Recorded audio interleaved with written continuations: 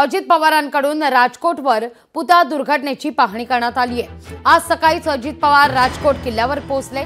पुतळा दुर्घटनेतील दोषींवर कडक कारवाई होणारच असं अजित पवार म्हणतायत। तर चौकशी पूर्ण होऊ द्या, सर्व समोर येईल असं देखील अजित पवार यांचं म्हणणं आहे। मालवणमध्ये शिवाजी महाराजांचा भव्य स्मारक उभारणार अशी ग्वाही देखील अजित पवार यांनी दिली आहे।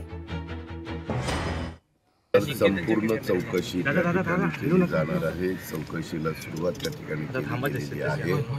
कुठलाही कुणालाही पाठीशी घालण्याचं काही कारण नाही, हे मी स्पष्टपणे आपल्याला मार्फत दादा दीपक केसरकरांनी असं म्हटलंय 27 फुटी जो आहे त्याच्याऐवजी 100 फुटी पुतळा उभारू। या संदर्भामध्ये राज्याच्या प्रमुखांच्या नेतृत्वाखाली चर्चा होईल आणि राज्याचे प्रमुख या नात्याने मुख्यमंत्री सगळ्यांचं म्हणणं जाणून घेऊन जे ठरवतील ते अंतिम।